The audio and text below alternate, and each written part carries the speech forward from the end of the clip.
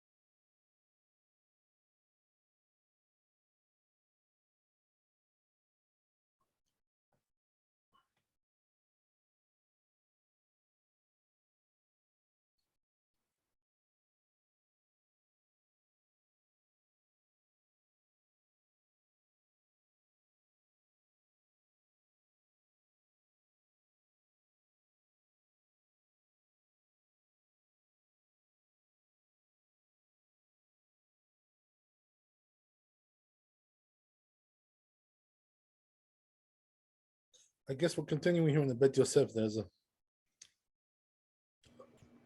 Yeah, we were left in the middle of it, I guess, or there you I'm go. not sure. Uh-huh. Okay, very good. So it says like this: Mashkata b'shem Rabbeinu Ishaya. That which is the name of Rabbi Ishaya. She'en chiluk ben Kriyat Shema and Tefillah. That there's no difference between Kriyat Shema and Tefillah. Hainu lomar. It means to say, Dechi hechi de Kriyat Shema lo ba'eh shum rechitza. Just like for Kriyat Shema, you don't need any bathing. Kach Tefillah. Same thing also for prayers. Anami lo ba'eh. It doesn't require anything. V'zeu shekatav b'samuch. That's what he wrote close by. V'chen katava bahag. Also, the bahag writes the hashta nahug alma. So it says now the custom is like this. The keri bal keri b'torah b'kiyat shema tefillah. Right. So nowadays we allow the bal keri, the one with seminal mission, with all these things, right? Whether it's tefillah or Torah or kiyat shema. So what's the reason why? Because they nullified this enactment, right? It was nullified. Why was it nullified? Because they couldn't keep it. So there's a rule like this in the Talmud, that whatever the most of the community can't keep it, they nullify it. Basically, that's pretty much the rule. But what are we talking about? We're talking about when the decree was made, you know what I mean? But afterwards, 100 years after, you can't nullify anymore. You know what I mean? That's not an option. Otherwise, we could nullify the whole Torah like that. You know what I mean? That wouldn't work out well. So what we're talking about is that when they make the decree in that generation, they couldn't keep it. So then what they do is they nullify it. Goes on to say, Rabbeinu nir'eh kima detale b'minhaga zina bechol dukta bata minhaga. So it says over here that we go according to the custom, whatever the custom is. Behem divrei atzmo. It comes from himself. He says vehevi raya mash katav Rabad. From what it says in Rabad, lo nahug alma ki Rabbi Yuda. So it says right that the custom is not like Rabbi Yuda, ela betfila, only when it comes to immersion. Ve'ad sofa siman, until the end of this chapter, hakol hu lashon Rabad. It's all the language of the Rabad. Ubiu devarab. So he says, what's the explanation for that? Klomar afal gab de Rabbi Yuda lo matzrich. That even though Rabbi Yuda doesn't really require afilu rechitza, even bathing. So, by the way, when we say bathing, we're talking about pouring 9 calves of water on yourself, right? That's what we call bathing. We're not talking about what do you call it, right? Using soap and shampoo, right? It's not has nothing to do with that. We're just talking about pouring water on yourself. So how much does it need to be? From what I heard from people, it's like 12 liters of water you got to pour on yourself. That's why they say, that if you take a shower, it works with that. It works. That's why if a person, doesn't have a mikveh, or whatever, for some reason, they can't go to the mikveh or whatever, we're talking about a man, right? Or even a woman, not for nida. For nida, she has to go to the mikveh. There's no choice. But I'm talking about, if she had relations with her husband, and therefore she has semen coming out of her all the time. So this is also a problem for her. So what they can do, the husband and wife, they both take a shower, and that solves the problem, because you have 9 cabs of water coming on you. And that's what we're talking about over here. But here in this case, right, when it comes to seminal emission, they didn't even require that. Right? So meaning what? That it's more like astringency, to even taking a shower is a sort of astringency. But good idea, if you can take a shower, good idea. If you have time, and this way you go to prayers, and you're nice and pure and clean, right, whatever, and that's the proper thing to do.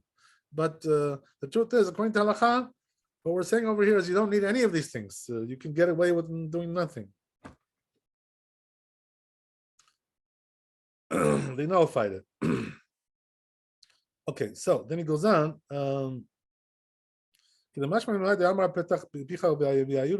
Like it implies in this verse, right? Like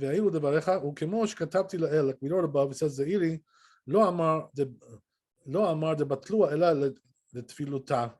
So he says Zairi said that they nullified only the immersion of a lo lechitza, but not the bathing. V'afal pi shelo hayu tovlin hayu rochatzin. So even though he says they were not immersing in the mikveh, but they were pouring 9 cabs of water on themselves. But Tish'a coming, right, with 9 cabs of water. V'afal pi be'omed de Zairi no nahug כרבי יהודה, אלא בעניין טבילה, אבל לא בעניין רחיצה. So it says that מיהו בכל מקומותינו נהוג כבטא, כלומר כרבי יהודה, גם בעניין רחיצה, בטאת קבין. So he says, bottom line is, the custom is now, we don't require any of these things. זה לא צריך ומשום דאיקה להקשויה, כיוון דזעירי דאמר נהוג כרבי יהודה, לא אמר דנהוג כבטא, אלא לבטל טבילותה, אבל לבטל רחיצה לא נהוג כבטא, באיכה תתלן, לבטל גם הרחיצה. לכך כתב שסמכו על הירושלמי, דגרסינן התם, פרק כמה דפרק בתא דיומה, דתנן, יום הכיפורים, אסור באכילה ושתייה וברחיצה, תשמיש המיטה, יתחמא ברחיצה, הוא אסור בתשמיש המיטה, לא כל שכן תיפטר במקום שאין טובלין, ואחי איתנמי בפרק כמה תתניות, ומפרש רעב"ד. Okay, so let me just catch you up on this, right? So he's just bringing here the Gemarot that are explaining where the sources are, for this custom that we have today. Then we don't require any of these things. So he brings you here the Bavli, the Yerushalmi, and then it says that Ravad explains the Achi Parich, the Kimon Detani Asur Berchitza, since it says you're not allowed to bathe, Lama Utzrach Leshanot, the why does he have to answer the Asur Betashmish Amita? It's forbidden also intercourse is forbidden. Because if he did have intercourse, he cannot really pray until he bathes. I'm sorry. He's forbidden to bathe. That's the problem. No, היה צריך לשנות שאסור לתשמיש המיטה. בתשמיש, משנה למקום שאין טובלין לקרואים, נצטרך להשמין על דאסור בתשמיש ומקום שאין טובלין דקאמר על כל כך דהיינו לומר שאינם רוחצים כלל. So that means that they were not bathing at all, he says. דהים לא כן מייש משנה משנה דאף אגב דהינם טובלין, מאחר שהם רוחצים הדרה קושיין לדוכתה, כימה דתנא אסור ברחיצה, למה למיתנא אסור בתשמיש. So he's proving it from here, from making deductions from this Gemara in Yerushalmi, אלא ודאי מקום שאינם טובלין ולא רוחצים. So he says, bottom line is like this. We're talking about a place where they don't either immerse or bathe. So he says, therefore you see from this Gemara Yerushalmi that there are places where the custom is lo lirchotz at all. They don't even bathe. They don't even do the shower. So that's our custom, he says, right? So therefore the truth is, right, that as we said, right, you don't really need either one of them. But a good idea to take a shower, to be on the good side. Right, that's good thing to do. Also Rashba brings in Yerushalmi, this Yerushalmi, ופירשו כמו שפירש הרלב"ד. He explains like the Ravad, ושיש מקומות שאינם רוחצים כלל. So he also says, Rashba, right? There are places that they don't even do the shower, they don't do bathing, they don't do nothing. וכן נהגו בכל מקומותינו, עד כאן, right? Okay. So, what do you see from there, right? That the custom is now, right, that they don't require anything. That's pretty much the story. And this is the reason, by the way, why when it comes to men, okay, there are mikvaot. They are made from men only, not for women, right? So sometimes that mikveh is not really kosher for women because, as we said, right, men don't really require, they could do the 9 calves of water to pour it on themselves. So therefore, right, if they immerse in like just a regular jacuzzi, right, whatever, they immerse themselves in there, that's also good for them, for the men, but for the women, it's not good because they require, and I'm talking about for nida, right, they require immersion in a kosher mikveh. So therefore, right, the person should know, just for reference, right, that not every mikveh which is kosher for men is always going to be kosher for women. Because it could be that they made it, just with this thing in mind, right? Just to have 9 calves of water on you, but not really that it's kosher for women. So you gotta ask, before you go to a mikveh like that, if it's kosher for women as well, And of course, the same thing also would apply for conversion, right? When you do conversion, it has to be a kosher mikveh, So therefore, right, you can't use a mikveh that's only from men, on that basis. You cannot do that. So you got to be careful. You have to know what you're doing when it comes to this stuff. Okay, so he brings the Rambam now, right? The Rambam Katab says the Rambam, בסוף הלכות קריאת שמע, נאמר קריאת שמע, שנהגו כל ישראל לקרות בתורה, לקרות קריאת שמע, והן בעלי קרעים, right? So Rambam also says, right, that now the custom is that they read the Torah and the Shema, even though they have similar ammunition, right? And he says in the Perek Daled Minchot Tefillah over there, a different place, he says, Katav she'ezra tiken. Also, Rambam explains the whole thing, right? Who made this decree, right, to go into mikveh after similar mission? This was Ezra, right? He was the leader of the Jewish people in the beginning of the Second Temple. Ezra Sofer, right? So he says, Tiken shelo ikra bal keri b'divrei Torah. So he decreed that the person who had seminal mission should not read words of Torah, right, until he immerses in the mikveh.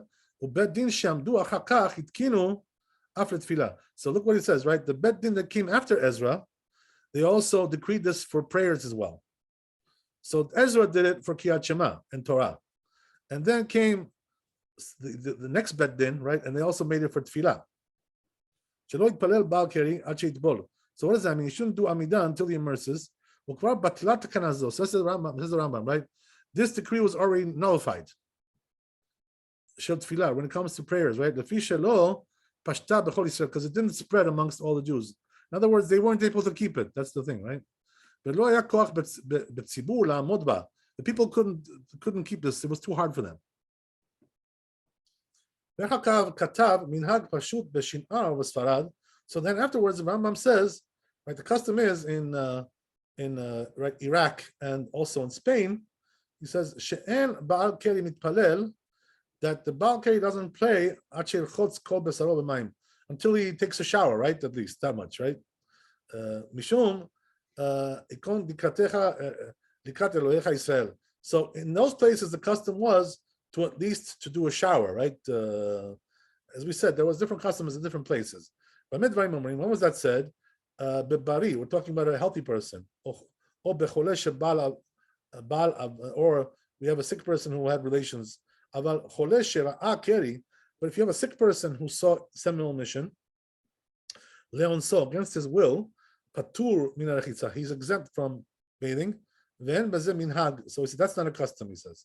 Lechen zab shera'a keri says also a zab that saw also seminal mission. V'nida shepalta shikvat zera, and also a woman who's nida, and she gave off, right, some semen. And bahem minhag, there's no custom regarding those things. Ela mikanchin atzman v'rochatzin yadehem. So what do? They just like wipe themselves clean they wash their hands, and they pray. Ad kan Shano, right? So even the Rambam says, right, that women don't have to be careful about this so much. Right? When it comes to having relations with the husband, and then the semen is coming out, he says the custom doesn't exist by there. But as we said, right, it's good to take a shower, if you can. Good idea, it's not obligation. So he says that which is differentiated between a person who's sick or healthy. It seems like they're going on regarding the sikna bepek mishemeto, whatever they conclude over there in this Gemara. Amar Rava bari hamargil v'chole hamargil 40 seah. So he says when it comes to these two cases of person who's healthy or sick, they need 40 seah of water, real mikveh. Bari leonso, right? So in other words, there's different types. That's what he's saying over here. What does that mean? There's a person who does it on purpose, and there's a person who it just happened to him like against his will, Tid. So what does that mean? He went to sleep, right? He wakes up and he's all wet. So he didn't do that on purpose. He had a seminal mission at night. He had a wet dream, what they call it, right? He had a wet dream. So he woke up in the morning, he's all, full of that stuff. So he says, regarding that, we don't really have a custom, to be stringent, even in places where they're stringent. But he says, when it comes to a sick person, it happened to him against his will, patur, he's absolved. Rashi explains, Margil hainu shemamshich kakeri alav, klomar shemishamesh mitato. So Rashi explains, right? What does that mean? He did it on purpose. That means he had relations with his wife, right? It was willingly. So that's different things there. But today we don't really differentiate between these things. The tfiluta, right? Since we hold that they nullified the immersion, but he says when it comes to Iraq and Spain, right? They hold that it was never nullified, that issue regarding bathing, at least. Only for the words of Torah. But when it comes to tefillah, but it says even though they nullified the immersion, but they didn't nullify pouring water on yourself, right? Shower, whatever. Right? So it says, therefore, if so, if the person is healthy, right, whether he did it on purpose or not, also a person who is sick and he did it on purpose. So according to this custom, right, of the Talmud, they require, right, to bathe, and 9 cups of water, shower, whatever. After the decree was nullified, but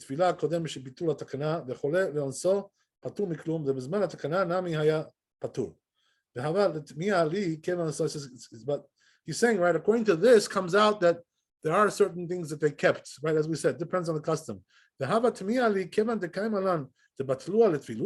So Maran says, right, but Yosef, so I'm wondering, right, since we hold that they nullified the immersion, so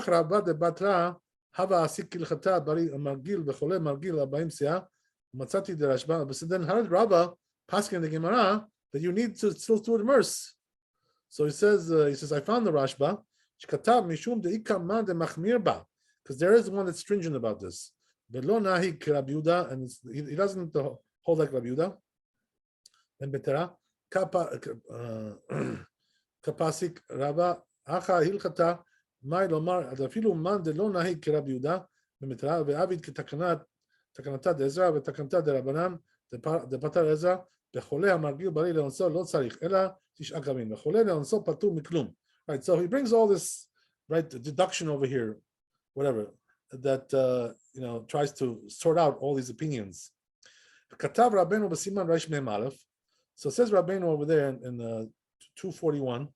Look what he says, right? That there are people who are, very pious, right? Saintly people. So you machmirim al atzman, and they were stringent, right? So with tovrin v'kiruin, they palel. So he says what they were doing is they were going to mikveh afterwards, right? The chumaya terahi. So says the Tur, this is too much of a stringency, right? Too much. So shap Says even according to Rib that wrote, there are some who require immersion for prayers. It's not only for immersion. Also, the same thing applies to bathing as well. So it says, I wrote above that we don't need not immersion and not bathing, right? So he says, but the one who's stringent will be blessed. In other words, it's a stringency today, it's not required. That's the bottom line. So says Bet Yosef, you should know, Ezra,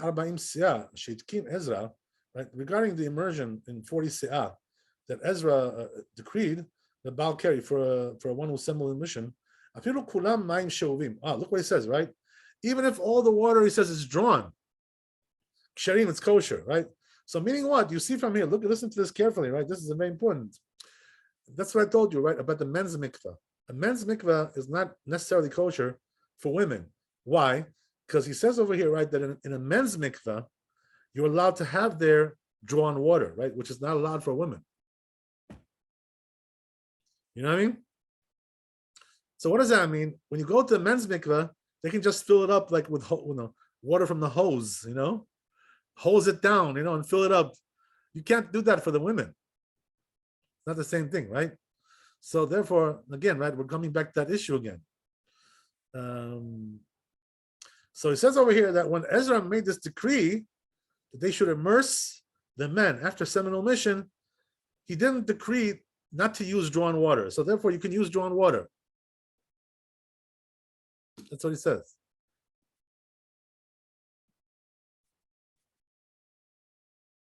Okay, good. The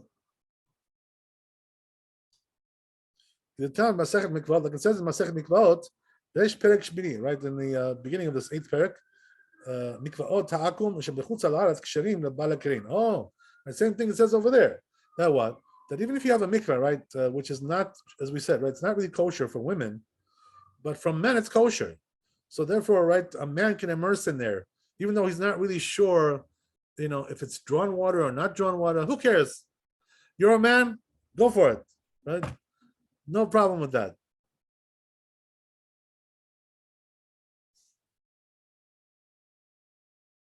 Right? Even if they're full of the Chen Pershul Sham Rambam also explains this. Rabbeinu Shimshon also Rabbeinu Shimshon. Perek Misha Metu, right? Misha Metu, and also in this perek in the Gemara there, Chav Bet Amud Bet, Tanya teaches a brighter there. Baal Keri Shenatnu Alav Tet Kavim, that if they put 9 calves of water on a Baal Keri on the semolation, Tahor, he's Tahor, mind Tahor. The mind small. So we're talking about himself. Aval le'acherim, klomar lelamed le'acherim, right? But when it comes to teaching others, 40 seah, he needs 40 seah. Rabbi Yehuda Omer 40 seah mikol makom. Rabbi Yehuda says in any case you need 40 seah. Ve'ifligu Emorae, and the Emoraim argued about this. B'milte, Rabbi Yehuda regarding Rabbi Yehuda, Chad amar lo shanu ela bekarka. One says they only taught this regarding the ground. But the kelim, when it comes to utensils, no, not so. V'chad amar afilu bekelim nami. And one says even for utensils. Uparich beGemara, it objects in Gemara. Bishtama leman de'amar afilu bekelim. I can understand I can understand according to the opinion that says even for utensils. Hainu the katana, that's what it teaches. Rabbi Yehuda Omer mem seah b'kol makom. Rabbi Yehuda says in any case you have to do 40 seah. Leman de'amar bekarka, the one according to the one who says in the ground, and bekelim lo mikol makom. Le'atuye mai, what is coming to include? Le'atuye maim she'ovim. It's coming to include drawn water. Even that's allowed. Alma delekuli alma maim she'ovim ksherim. So therefore, you see, right, that drawn water is kosher for the men. Ela demor machshir afilu litbol beodam b'kli. But so what's the machloket there?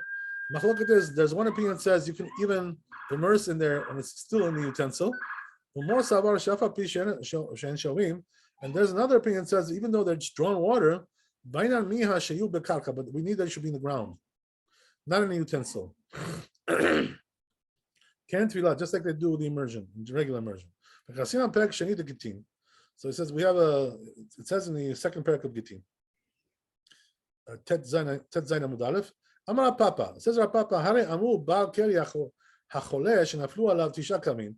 So he says, we said that a person who had immersion and he's sick, and they fell on him 9 cups of water. Tahor, it's tahor. Bayar Rav Papa Chetzio B'Tfilah v'Chetzio B'Netina.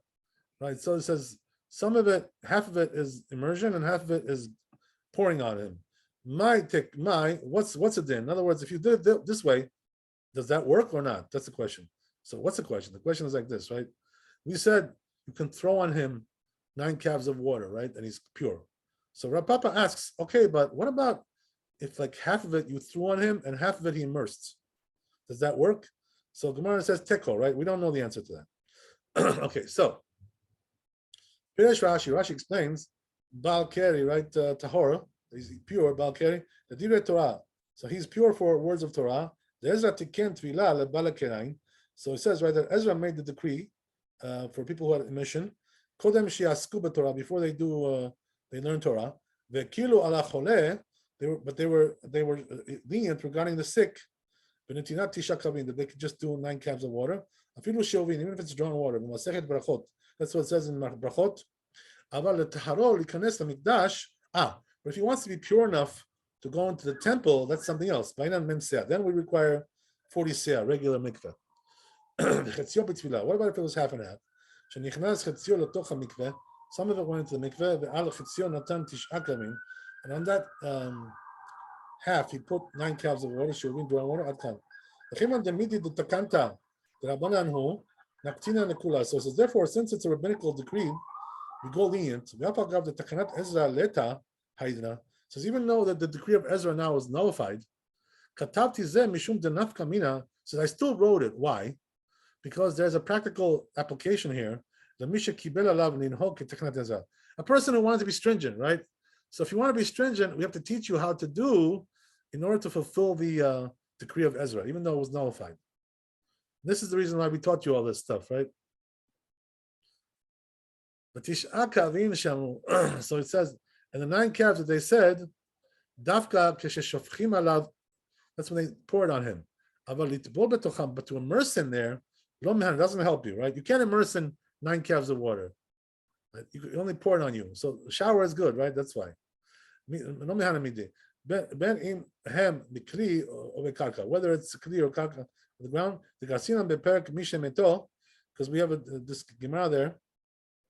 Rabbi Zera haba yativ be'agana.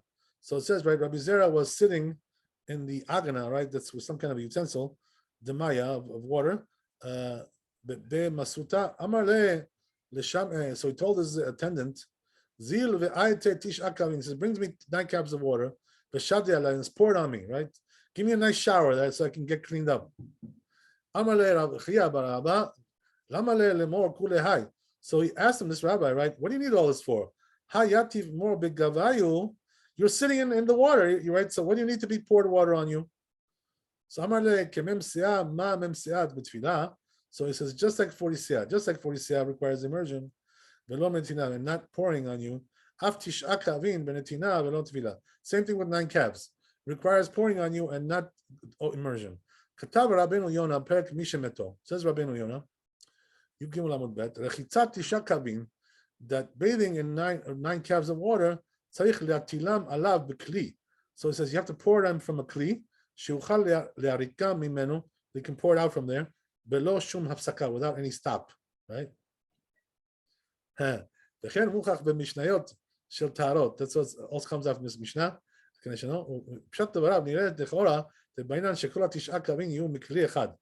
he says, from the simple meaning of these words, it seems like we require that all the 9 calves of water should be from one kli. But he says it's not so. Because we learned the 3rd parak of mikvahot. Because the one who has emission, who was sick, that fell him in 9 calves of water, mine of tahor, but tahor is tahor, and then falls on his head and most of his body.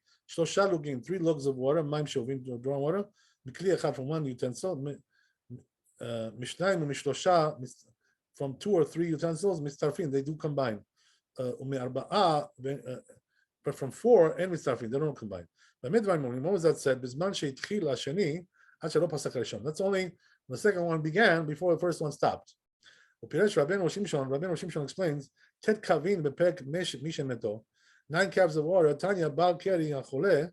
We learned that by that a bal keri, right, who had a mission, who's sick, shedaflu alav tisha kavin, that falls on him 9 calves of water, water, tahor is tahor.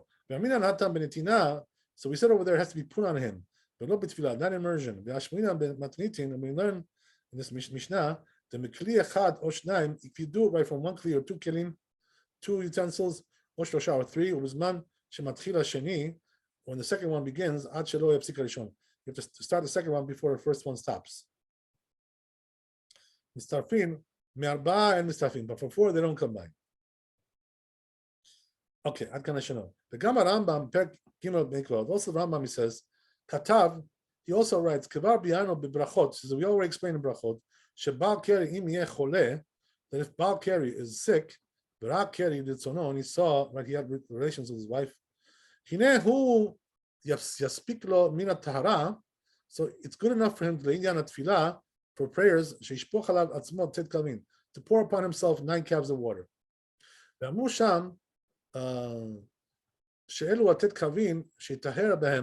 So he says that these 9 calves of water, they should purify with them bal keri, one mission, the tefillah for prayers, or shlosha lugim, or the 3 lugs of water tahor that contaminates the one is pure, tuma for tuma. So the pouring has to be, he says, from maximum 3 kelim. It should be one after the other, but so you shouldn't stop one of them before you start the other. And then they will combine. And then the right, he will be pure. This one with the emission. And the one who's pure will become disqualified. But if it's 4 kelim or more, and they don't combine. So 3 is the limit, right? You can only use 3. Whether it's to purify or to contaminate. That's the end of the Rambam. So he says, oh, here we go, right? This is what we needed to know. Right? Right? Madati umatzati shehu dalid kolon drinosh fechetzi. Oh, so he says, I measured this measure, right? It says Bet Yosef, to see how much is 9 calves in our measures, right? So if I found that this is the measure, but we don't know this measure what it is, but we could probably look in some books and find it, right? Exactly what it is. Because when I told you like 12 liters, it's probably like a very over measure. It's probably like a more precise measure. I have to look into that, Bezat Hashem. I'll find it for you next time, right? So remind me. So it says, right? So you have to, because you have to know how much to pour on yourself from the shower in order to be pure, you know. Because if you stop the shower too fast, before you got that 9 calves, right? You didn't do the job. So that means, right, you have to know how much to do. Katuv b'Hagot Maimon, right? It says in Hagot Maimon, Perek Dalet, B'Shem Ravia, Shenashim Nahagu Tahara or Pirishut B'Atzman Bet Midotan She'en Alchot Lebet HaKnesset. Oh, so there's something interesting, right? He brings over here in the name of the Ravia. It says there are women who don't go to shul when they're nida, you know, because they want to be like, you know, pious, right? They don't want to come into the shul when they're impure. Also,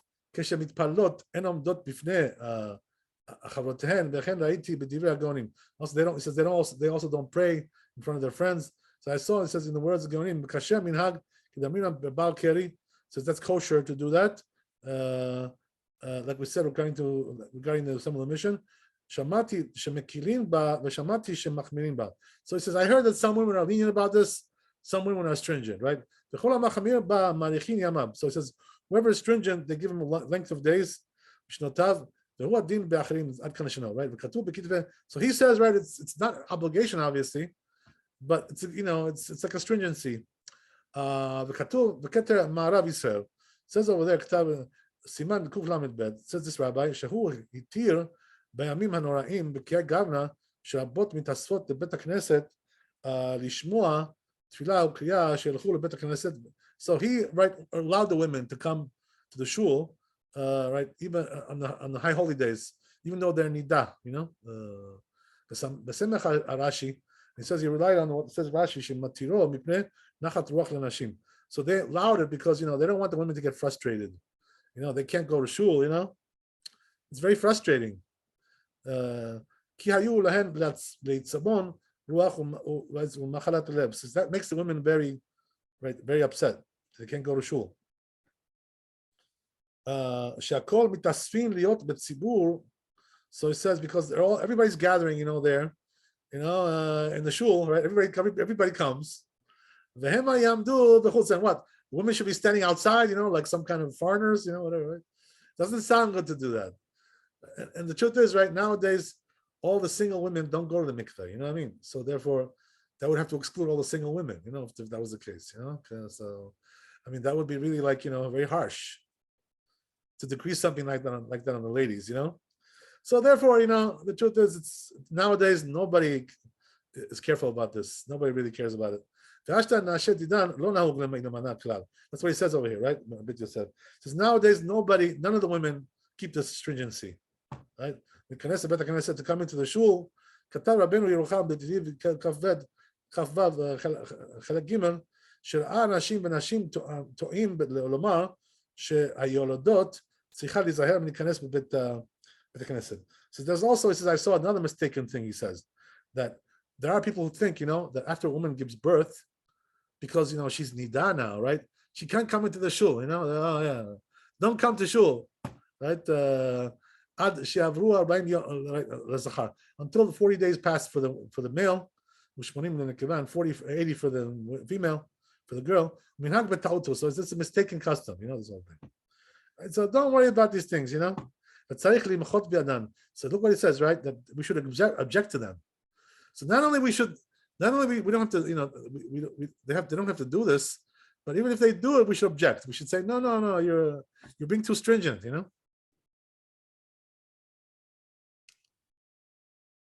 Too much. Okay. That's the end of the Beit Yosef. Okay, good. We'll just do the Shulchan Aruch and we're done with this chapter.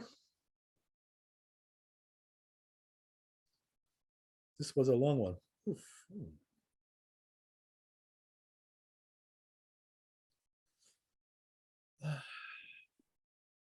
Rabbi, I have a question. How do you say shul in the Sephardic costume, like the synagogue? Oh, well, in Hebrew we call it Bet Knesset, Like, Bet Knesset. But in America, everybody says shul, you know what I mean? It's like because the dominant culture over here in America is Ashkenazi culture, you know what I mean? More. But yes. in Israel, nobody says shul over there, you know what I mean? Because over there, it's more like Sephardi culture in Israel, Okay. So it depends on the place. Thank you.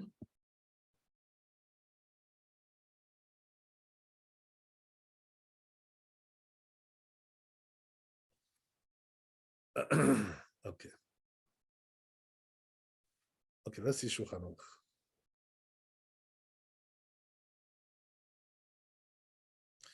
The word shul is really like Yiddish, it's a Yiddish word.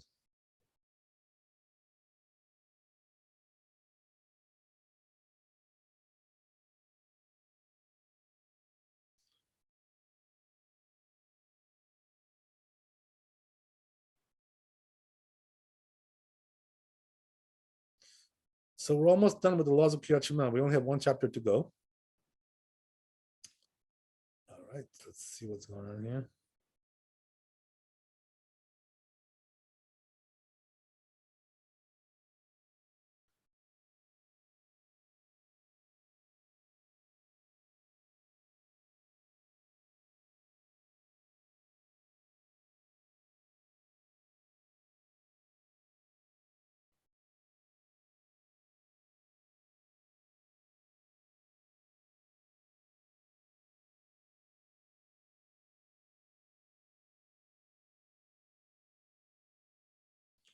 This one we did.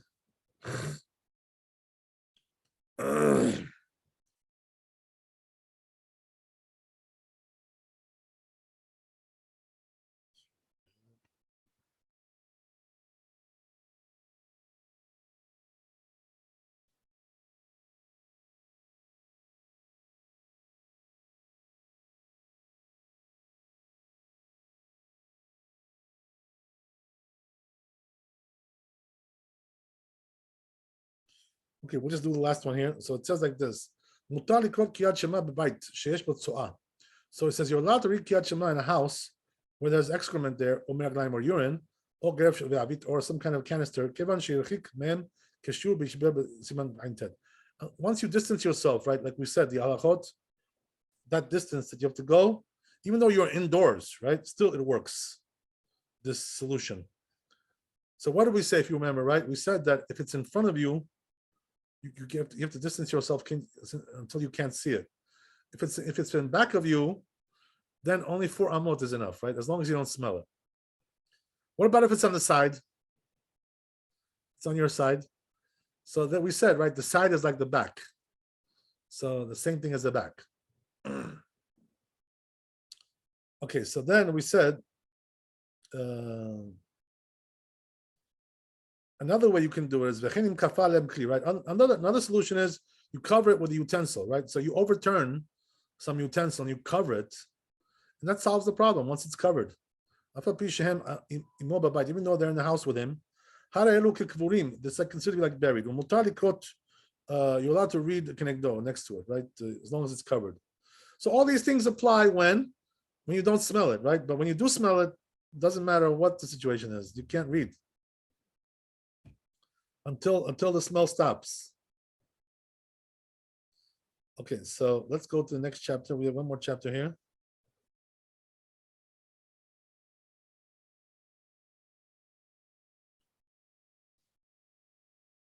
Right, so the truth is that we're just doing the Shulchan Aruch here because we already did the Beit Yosef on this chapter. So we're going to do Shulchan Aruch, and that's it, we're done. So it says like this, right? So he says, whoever is tameh, who's impure, right, ritually impure, he's allowed to read Kiyat Shema and pray and read Torah. As we said, right, the decree was nullified. Chutz mibala keri, but we still didn't get to that yet. Let's go on to the whole thing. Chutz mibala keri sheotziu Ezra, right? Sheotziu Ezra mikol hatameim, except the seminal mission, right? Because Ezra decreed on that, as we said. Whether it's words of Torah and Kiyat Shema and prayers until he immerses.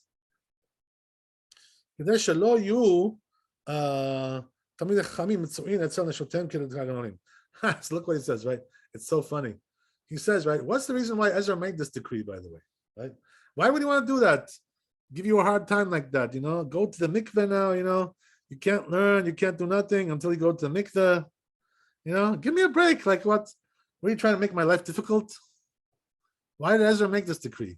Look what he says, incredible, right? So he says the reason why he made it is because he didn't want the rabbis, Talmidei Chachamim, to be with their wives like a chicken. So what does that mean? Too much sex, you understand? It's no good, So, there are some people like, they like to have like sex 5 times a day, So whatever it is, right? They go too far, they think it's like a recreational activity, whatever, right? So that's why it comes to tell you, right, that we don't want, especially like rabbis, Torah scholars, we don't want them, always sex every day, having this on their head. If you're a human being, don't be like an animal, like what are you behaving like an animal for?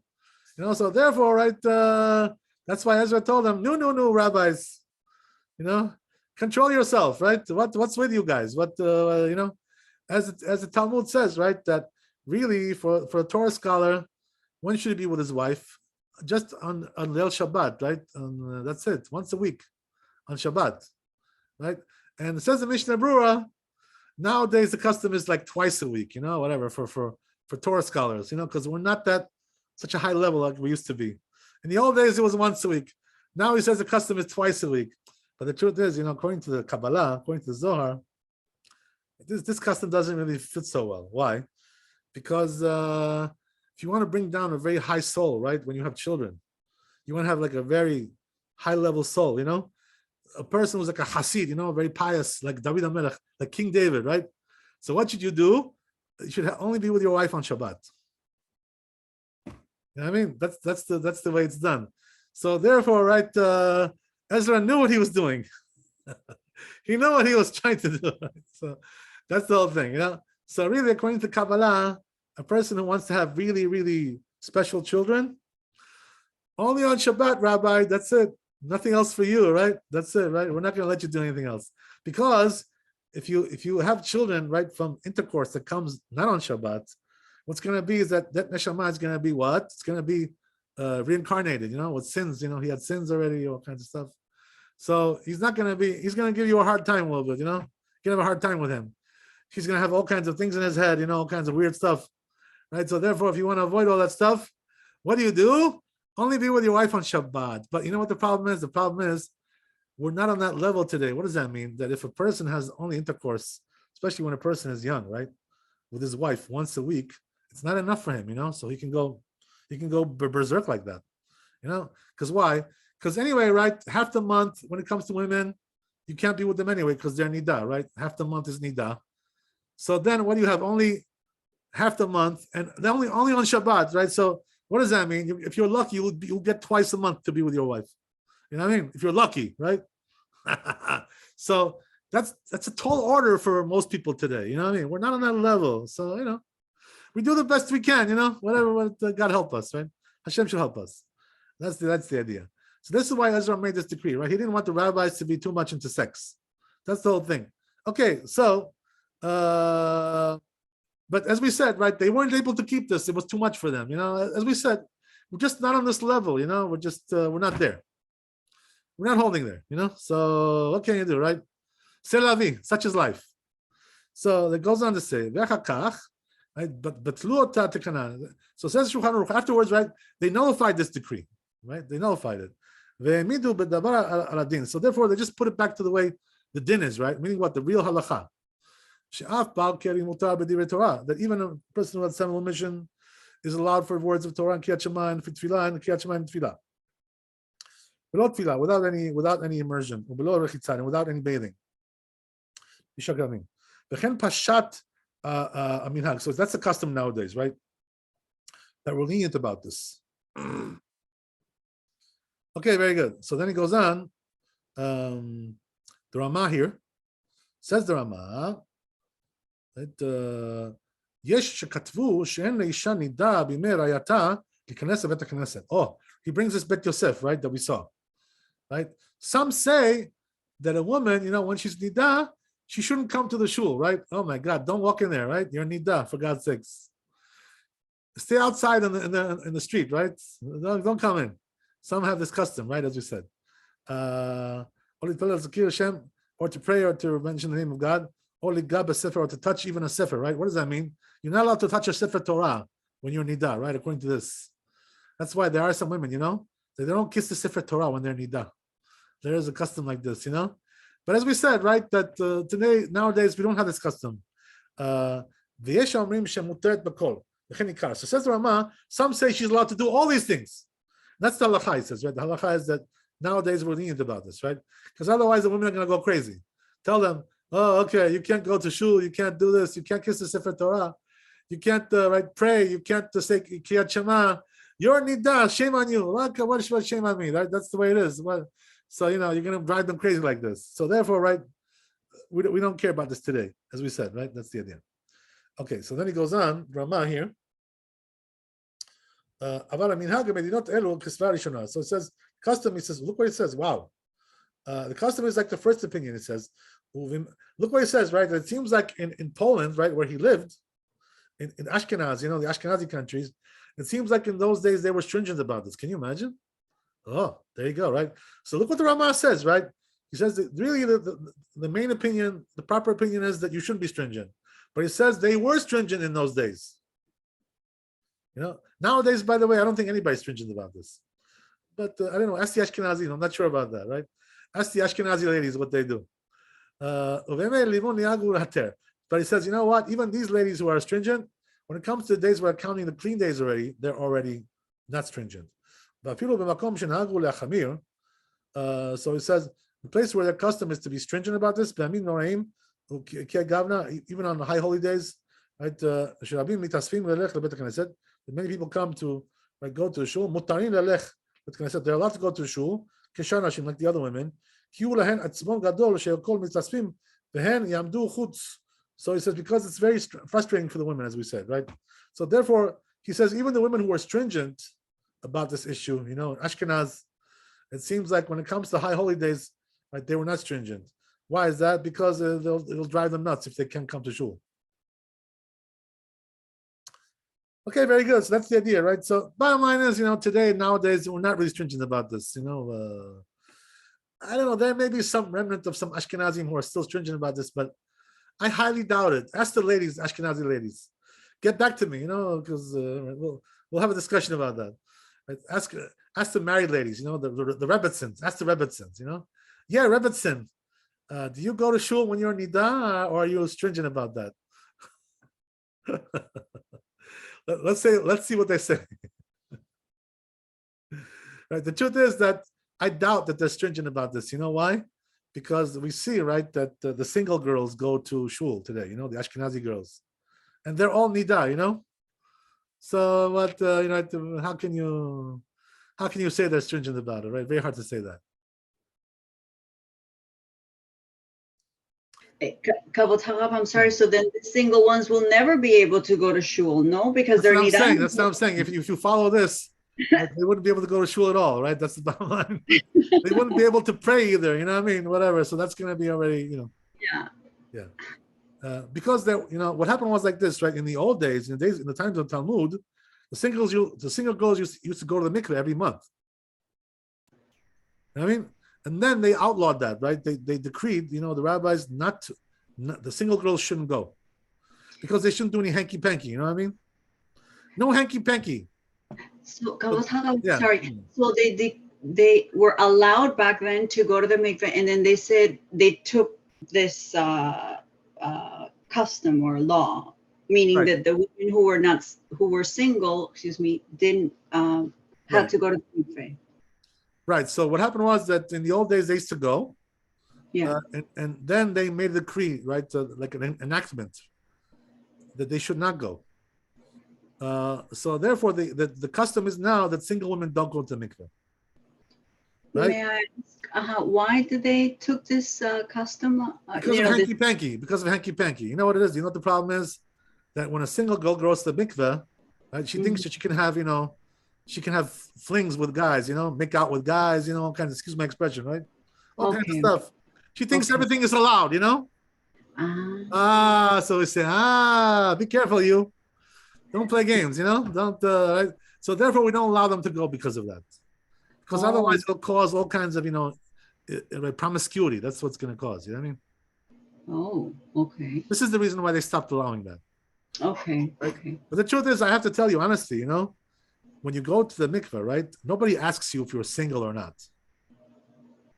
But if you tell them you're single, they won't let you in. Because they have instructions, from the rabbis. Yeah. Not to, so somebody wants to sneak in, the only way you can do is not to tell them anything, right? Shh, keep your mouth shut. But don't they feel guilty that spot should be given to someone who is married? I'm sorry, what was that again? Don't they feel guilty that spot should be given to someone who's married, giving that, they do have to go to the mikveh?